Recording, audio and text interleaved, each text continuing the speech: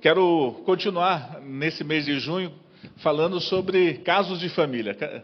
E esse caso de família começou em maio, mês da família, e nós decidimos avançar. Tivemos uma janela no domingo passado falando sobre a igreja perseguida, e hoje vamos continuar, nos próximos domingos do mês de junho, falando sobre casos de família. Situações em que a gente olha para a palavra, olha para a nossa casa, e a gente precisa fazer uma associação, precisa ver o que é bom e o que não é. E a gente hoje, nós vamos abordar o tema, o mundo precisa de paz. Na verdade, essa frase é uma frase que a gente poderia confundir com o mundo precisa de paz, né? Mas eu quero dizer que o mundo precisa de paz. Paz. E eu quero ler o texto de 1 Samuel, capítulo 3, dos versos 11 a 14. Você pode acompanhar na sua Bíblia, projetado que deve estar aí. Deve estar sendo projetado o texto, né? 1 Samuel 3, o verso 11 diz assim: Então o Senhor disse a Samuel: Estou a ponto de fazer algo em Israel que fará tinir os ouvidos de todos aqueles que o souber. Naquele dia agirei contra Eli, cumprindo tudo aquilo que tem dito a respeito da família dele, do início ao fim. Porque já lhe disse que julgarei sua família para sempre, pois ele sabia do pecado de seus filhos, que blasfemavam contra Deus, mas não os repreendeu. Portanto, jurei à família de Eli que seu pecado nunca mais será expiado, nem com sacrifícios, nem com ofertas. Palavra dura, palavra difícil. E eu quero que você pense um pouquinho na história de... E quando eu falo pais, eu falo de pais figura masculina, mas eu falo também de pais, um conjunto, né, pai e mãe. Eu lembrei de alguns testemunhos que eu tinha lido há um tempo atrás, de uma senhora chamada Dona Nilza. Ela é mãe do Diego. Diego era o braço direito do chefe do tráfico das favelas do Complexo do Alemão. Ela era evangélica e, junto com outras pessoas, convenceram o seu filho jovem a se entregar. Então o Diego se entregou por causa da mãe evangélica, que foi até o filho e falou: você precisa começar uma nova vida. E esse filho se entregou. Nós conhecemos o eletricista Ivanildo, evangélico, levou o filho Carlos Augusto, o Pingo, a se entregar à polícia carioca. 58% dos jovens cristãos se afastam ou se afastaram do evangelho ao ingressar na faculdade, evidenciando o despreparo que muitos deles têm para enfrentar os conflitos da academia, da vida acadêmica. Nos hospitais psiquiátricos, nas clínicas de recuperação, nos moradores de rua, nos bares, nos presídios, quantas pessoas nós temos que foram ex-evangélicos, né? São pessoas, entre aspas, né, que pertenciam a uma igreja evangélica e hoje estão aí recitando versículo bíblico com um copo de cachaça na mão. Você sabe disso, né, gente? O Marcão, que trabalhava na polícia, sabe disso aí. Que quantos você encontrou filhos evangélicos de família e recita e prega para vocês, sabe todas as coisas.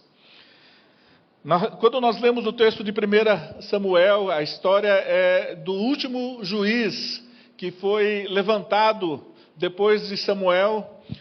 Saul foi levantado como rei. E nesse período nós vimos um problema de falta de consciência de nação. Nós vimos um país dividido entre tribos, e cada um fazia o que queria. Havia uma instabilidade política e havia uma apostasia. As pessoas estavam abandonando a fé, adorando os deuses que haviam conquistado. Quando eles entraram na terra de Canaã, eles encontraram várias nações e eles começaram a adorar os deuses dessas nações. E aí Deus levanta Samuel e ele levanta através de um milagre de uma mulher que era estéril, e que através da oração e da bênção de Eli, né, o sacerdote, essa mulher passa a ter esse filho, e esse filho se levanta, e Samuel chega no momento em que os filhos de Eli estão corrompidos, são filhos do sacerdote Eli, eles são sacerdotes também, estão fazendo uma bagunça no templo. Eles chegam num período em que Deus havia se distanciado, não falava mais em profecias, e ele vem com um julgamento. E eu quero que o que aconteceu quando nós lemos o texto de Eli, de Samuel? Estava acontecendo algo muito, muito, muito, muito, muito sério. E eu quero falar sobre isso. Eu quero falar primeiro aos pais. Faz aí um tchauzinho quem é pai aqui. Meu Deus, mano, eu fiquei chocado agora. Levanta a mão, quem é pai aqui? É muita gente. Muita gente. Quem é mãe aqui? Quem fez o... E os homens vão fazer o U? Não. Quem é homem aqui? Mais grosso, gente. Está meio fino esse... Quem é homem aqui? Agora sim. É homem fazendo É homem falando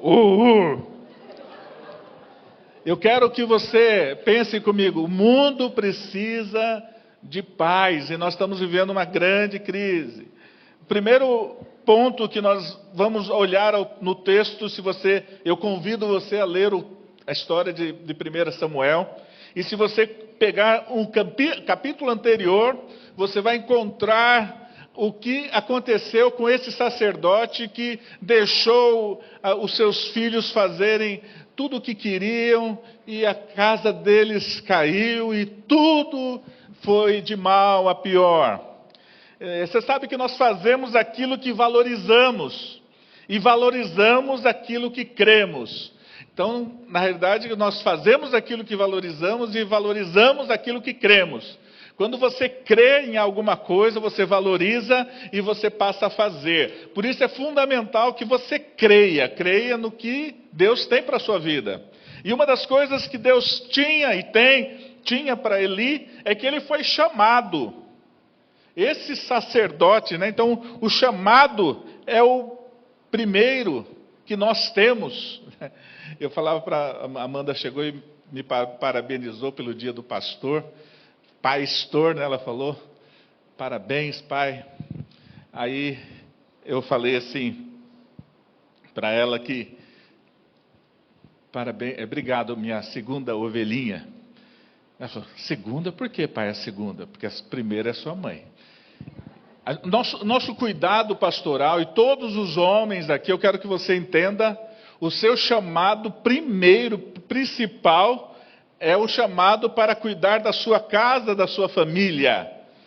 Esse é o primeiro chamado. Depois dele vem os outros. Mas o primeiro eu fui chamado. E o que aconteceu com Eli, Deus fala assim, eu o escolhi.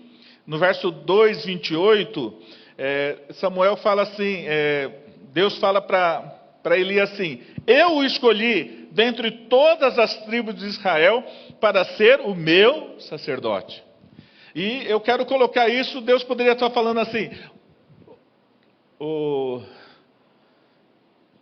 José, ou Pedro, ou Adalberto, ou Vitor, eu o escolhi. Deus escolheu você.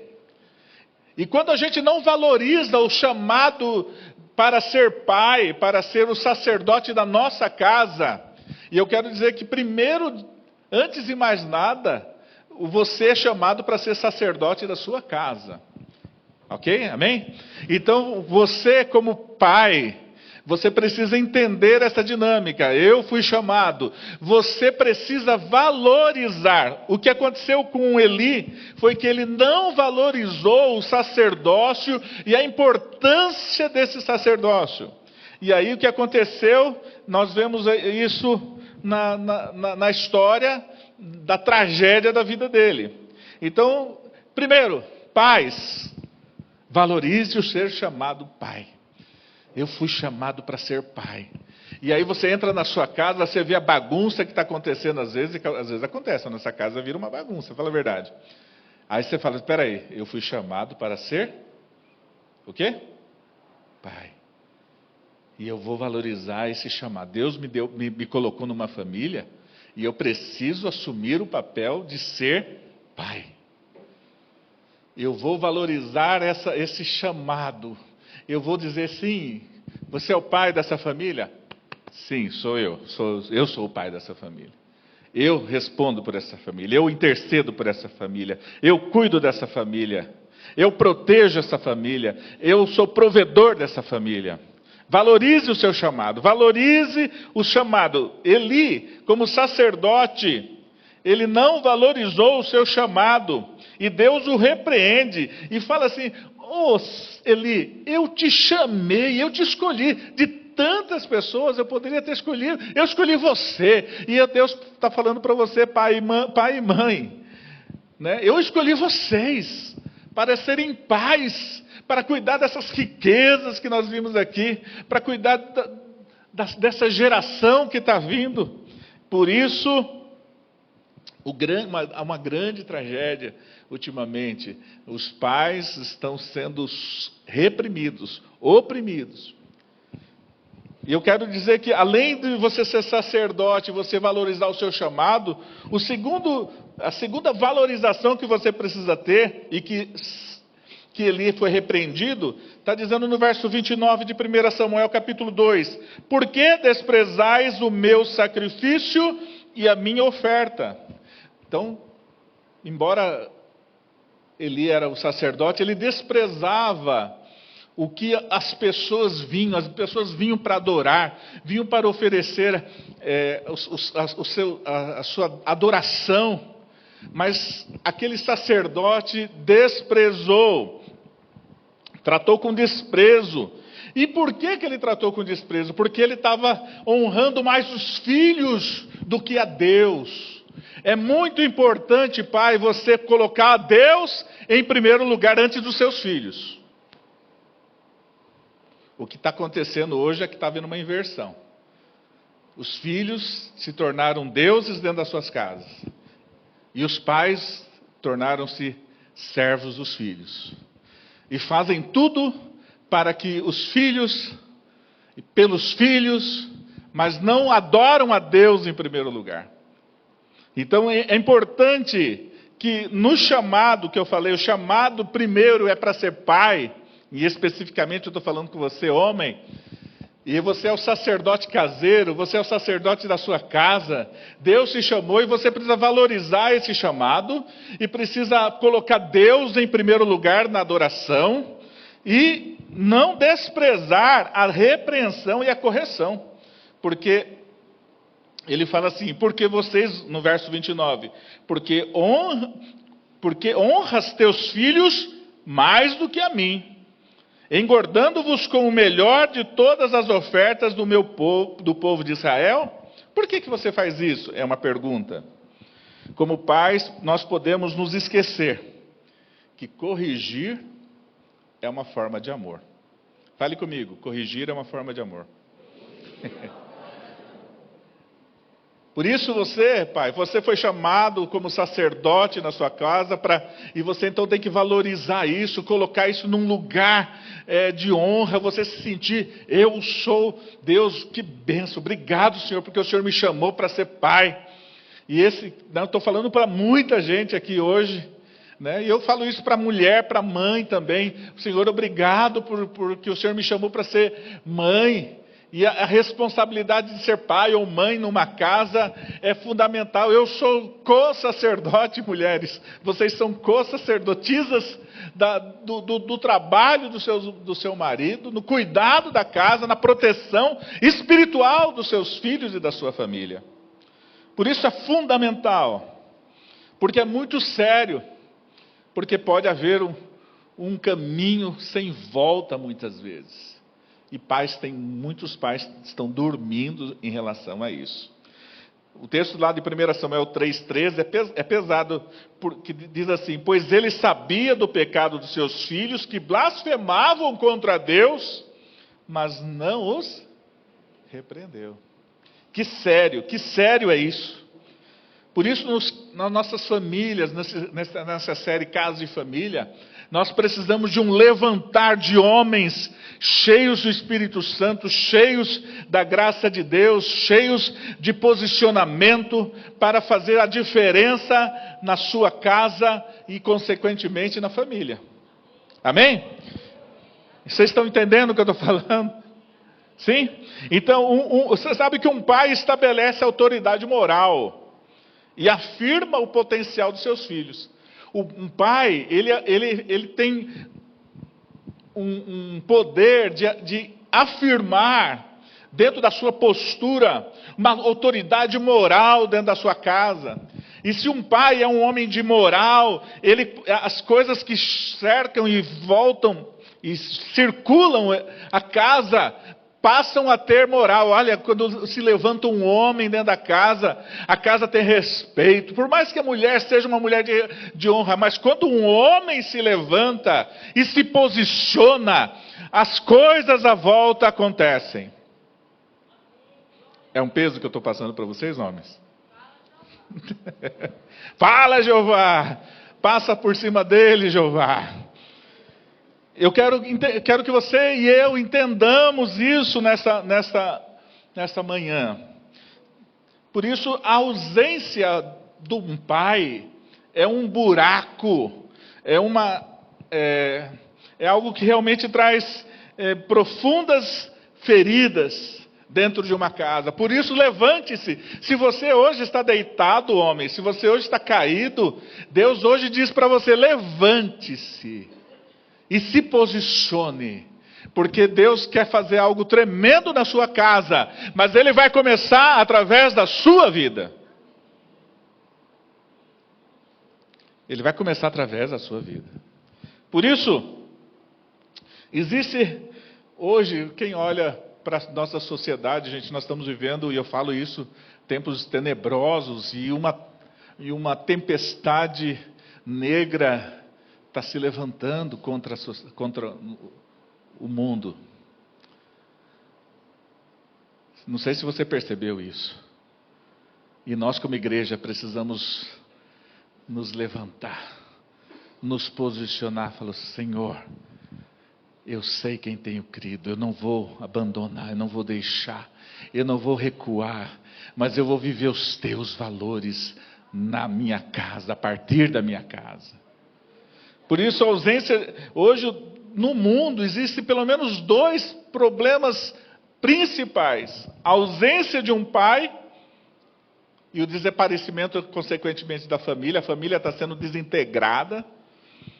E a falta de valores morais na sociedade. Hoje, a imoralidade tornou-se regra e você não pode se levantar para falar nada sobre essas questões, porque a regra hoje é ser imoral, viver uma vida desregrada, fora dos padrões. Mas nós temos um chamado para trazer a nossa família na presença de Deus. Nós temos um chamado para firmemente, com toda a nossa vida, dando tudo o que nós temos, fazer com que a nossa casa chegue até o final, na presença do Senhor. Alguns dados aqui: homens estão em crise, 75% a 90% dos principais crimes no mundo acontecem através da mão de homens. 97% dos estupros são realizados por homens. 72% dos crimes contra a família são cometidos pelos homens. 75% dos motoristas homens têm problema com álcool. 70% dos suicídios são de homens. 65% dos suicídios ocorreram em lares cujos pais estão ausentes. 80% dos estupradores vêm de lares sem o pai. 70% dos jovens que se encontram em instituições vêm de lares com ausência de pais. Por isso, Em segundo lugar, eu quero trazer um alerta para vocês nesta manhã. Pais, lembrem-se, como o Cazuza falava, o tempo não para. A coisa passou rápido, fala a verdade. Você olha para o seu filho hoje, quando vê, ele já está crescendo, daqui a pouco ele já está andando, daqui a pouco ele já está na escola, daqui a pouco está com os amiguinhos, daqui a pouco... E quando você vê, já está na faculdade, tirando carta, daqui a pouco está namorando, daqui a pouco está casando, daqui a pouco... Passa rápido demais. E a gente fala, a Silvana fala também, pais, a gente de vez em quando dorme. E quando acorda, já perdeu o filho. A gente fica muito perdido. E hoje, mais perdido ainda, porque o filho vai crescendo e você está no celular, ele vai indo embora e você no celular, você só fica no celular, só fica nesse negócio, e os seus filhos crescendo e avançando, e você se perdendo, você... Por isso eu quero alertar vocês hoje. Quando a gente olha para o texto, a gente vê que Eli, lá no 1 Samuel capítulo 3, versículo 13... diz assim, porque eu já lhe disse que julgarei sua família para sempre, pois ele sabia do pecado de seus filhos, que blasfemavam contra Deus, mas não os repreendeu. Sabia. Dá a impressão de que Eli perdeu o pique. Talvez ele começou bem, começou tentando cuidar dos filhos, mas uma coisa ou outra foi acontecendo. Eles são tão bonitinhos, eles são tão engraçadinhos. E aí a cultura do local, a cultura da região, não sei, hoje diz que não pode fazer isso, não pode corrigir, não pode... e aí ele foi se acomodando dentro da cultura. E sabe o que aconteceu? Houve esse dormir. E a gente olha que a apostasia, muitas vezes a sua casa está caminhando para a apostasia. O que é apostasia? Filhos esquecendo-se completamente de Deus, não tementes a Deus, não adoram a Deus, não servem a Deus, estão negando a fé e buscando outras coisas. Essa é uma fé sua, pai, mas não é a minha. Essa é uma frase que acontece muito. O Senhor crê dessa forma, mas nós não cremos mais dessa forma. Nós cremos de outra forma. Seus filhos podem estar se perdendo. Por isso é importantíssimo esse alerta hoje. Eu creio que é importante. Você sabe que uma coisa, que quando a gente tem sucesso e começa... A gente vê que as 12 tribos, no período dos juízes, foram se perdendo. Ezequias, um exemplo de rei, que tinha muito sucesso, mas mais, a Bíblia fala, mas em relação àqueles embaixadores, Ezequias estava num reinado de sucesso, mas trouxe embaixadores de outras nações e mostrou todas as riquezas que o templo tinha. Os embaixadores foram lá e falaram, olha, tem muito dinheiro lá, tem muita riqueza lá, vamos lá, vamos destruir esse povo e pegar essas riquezas. Muitas vezes nós bobeamos, nós não sabemos manter guardado, bem protegido as riquezas que Deus tem nos dado. Nós expomos essas riquezas e elas são tomadas. Nós vemos Gideão, que foi um grande sucesso, foi uma grande bênção, mas em algum momento ele se empolga e faz uma vestimenta sacerdotal e todo mundo se derrama se prostra em idolatria. Então às vezes a gente está indo bem, mas alguma coisa acontece. Eu quero dizer para você, acontece com qualquer um. Acontece comigo, acontece com você. A gente às vezes bobeia. Mas eu quero dizer para vocês que a graça no Senhor, e Ele é capaz de restaurar sua casa, sua família. Ele é capaz de levantar você, homem, como novamente com autoridade, como sacerdote da sua casa. Por isso, eu quero chamar vocês a serem perseverantes. Perseverantes, fale comigo, perseverantes. Oséias 6,3 diz assim: então conheçamos e prossigamos em conhecer. Conheçamos e prossigamos em conhecer o Senhor. Não adianta só conhecer. Precisamos prosseguir. Continua.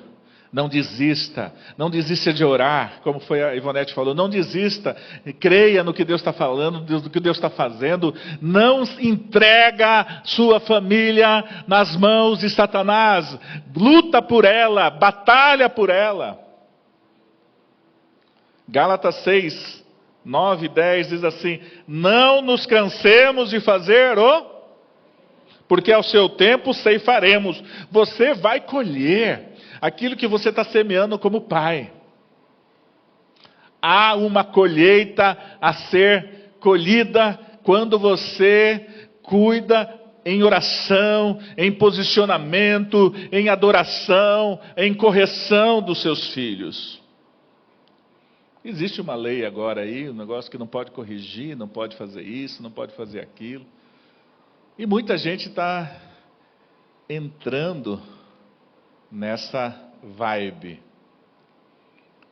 Você não sabe o que é isso, gente.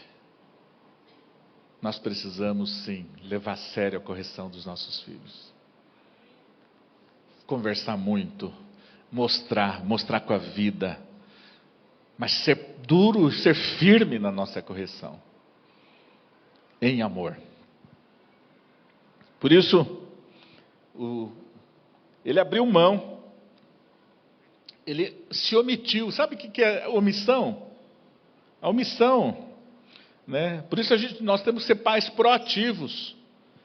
Nós não podemos ser omissos. Omissos são aquelas pessoas ausentes, a definição de omissão é ausência de atenção e de cuidado. Muitos pais estão deixando seus filhos à mercê da cultura, mas nós não podemos nos omitir, nos calar, nós precisamos nos posicionar. Por quê? Porque essa omissão, ela vai deixar escapar. É como se você tivesse um filho aqui, e sem cuidado deixasse ele enfiar o dedo na tomada. Você tem que ficar atento. Criança gosta de fazer coisas assim, né? Tem uma atração por tomadas, né? Eu estava vendo a Luísa. A Luísa tem uma atração por tomada, gente. Ela não pode ver uma tomada que ela quer enfiar o dedo dentro da tomada. Os filhos são assim? O que tem na tomada que atrai tanto essas crianças? O choque. Mas se a gente bobear, se a gente se omitir, se a gente se desligar, sabe o que acontece? Elas levam um tremendo de um choque, pode até morrer.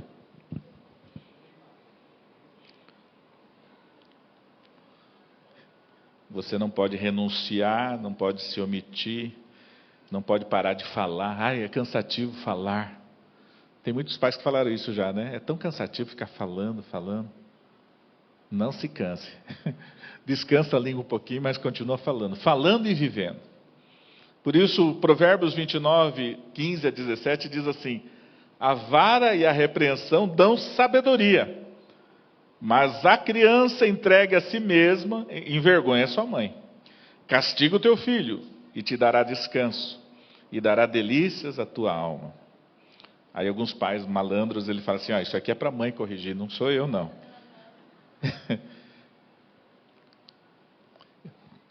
Eu quero começar a concluir essa palavra. Pensando com você, o mundo precisa de paz. O mundo precisa de homens e mulheres posicionados. O que vai ser da nossa sociedade se você se calar, se você se omitir, se você deixar para lá, se você disser é assim mesmo, a cultura é assim, hoje em dia não é mais daquele jeito que a gente vivia, hoje é diferente.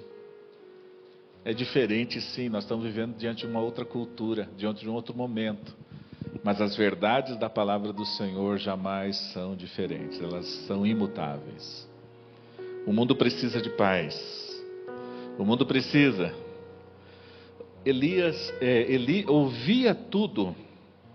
O texto diz em 1 Samuel 2:22. Era, porém, Eli já muito velho. Ele ouvia tudo. Ele via tudo acontecendo nos seus olhos. Ele estava sabendo de todas as coisas. Mas não fazia nada. Eu quero desafiar você nesta manhã a se levantar e levar muito mais a sério do que você está levando a questão da educação dos seus filhos. Você vai dar conta desses filhos a Deus. Você vai dar conta da sua filha a Deus, do seu filho a Deus. Você vai responder por eles diante do Senhor. E nós podemos fazer tudo e ainda assim dar errado. A gente pode fazer tudo e ainda assim seus filhos se desviarem. Mas eu quero dizer uma coisa para você. Já diante do Senhor você fala: eu fiz tudo, eu lutei, eu batalhei, eu orei, eu me arrependi, eu falhei, mas eu não descansei, mas eu batalhei pelos meus filhos. E sabe o que vai acontecer? Você vai ter paz no seu coração. Por isso, pais, tem coisas que o passado não pode mudar. Talvez você falhou mesmo e o passado não pode ser mudado. Existem casos que mesmo os pais sendo bons, as coisas não andaram. 1 Samuel 8:3 diz que os filhos de Samuel não andaram nos caminhos de Samuel. Mas eu quero dizer para você: levante-se, persevere, valorize o seu chamado, valorize aquilo que você para qual você foi chamado. Eu fui chamado para ser pai, eu fui chamado para ser mãe, eu fui chamado para cuidar dessa família. O primeiro chamado seu é esse. Por isso não desista, seja perseverante e não seja omisso, mas seja ativo.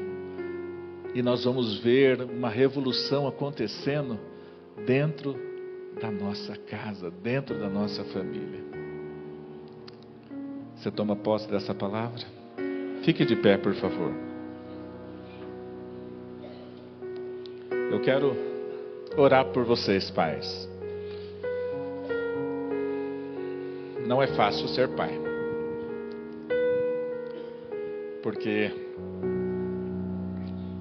exige vigilância. Não é só colocar o lixo para fora.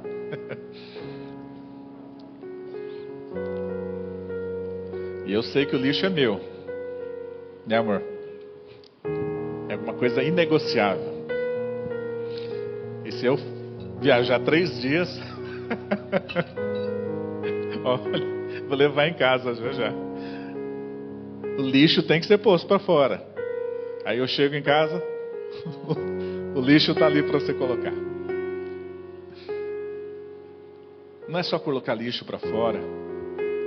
Não é só pôr dinheiro dentro de casa. Vai além. Vai além. Quem vai ser pai? Quem vai ser pai? Ouça essa palavra e tome posse. Vocês que são filhos, ajude seus pais. Perdoem seus pais por aquilo que eles erraram. Ajude, fala assim: vamos, pai, eu quero ver a nossa casa, uma casa onde o Senhor reina, onde o Senhor é glorificado. Filhos, pode fazer isso. Ajude seus pais. Tem pais, talvez seus pais não tenham nem a experiência com Deus que você tem, mas ajude-os. Mulheres, ajude os seus maridos a serem os pais que Deus quer que eles sejam. Mas nunca desista, persevere. Nunca entregue os pontos. Levante-se e clame ao Senhor, batalhe, porque há certamente uma recompensa em tudo isso. Eu queria que os pais levantassem as mãos assim, ficassem assim com as mãos levantadas, eu vou orar por vocês. Senhor, o Senhor sabe a responsabilidade de cada um dos que estão com as suas mãos levantadas. Sabe do peso, sabe da batalha, sabe da luta que cada um tem. Sabe da limitação que cada um tem. Sabe das frustrações, dos medos. Mas eu oro para que o Senhor nesta manhã derrame sobre cada um uma graça especial, para que eles sejam ungidos com autoridade, com sabedoria, com poder, com graça, para que venham a ministrar na sua casa como sacerdotes sobre a sua esposa, sobre os seus filhos, de maneira que o Satanás não tenha poder, não alcance espaço, dá discernimento do que está acontecendo, ó Deus amado, dá ouvidos de sábio, dá palavras de verdade, ó Deus amado, e que de alguma maneira sobrenatural, aonde eles não têm condições, aonde eles não conseguem fazer, o Senhor entre com a sua graça e os fortaleça e os dê ferramentas a eles, poder, dons do Espírito Santo, para que eles sejam, Senhor Deus, homens cheios do Teu Espírito, cheios da Sua graça, Senhor. Eu oro abençoando, Senhor, abençoando cada pai, abençoando cada futuro pai, abençoando aqueles que estão casados e estão aguardando um filho chegar. Ó Deus amado, que eles comecem o seu lar dentro dos padrões do Teu reino, da Tua vontade, Senhor. Levanta, Senhor, uma sociedade no meio da igreja, um povo, Senhor, que sabe viver os princípios da Tua palavra, Senhor. Eu abençoo cada um desses que estão com as mãos levantadas, e que eles, Senhor Deus, saiam daqui com um posicionamento mais forte, um posicionamento mais determinado, Senhor. E não importa, Senhor Deus, o passado, o que foi até ontem, ó Deus, começa uma nova história a partir de hoje.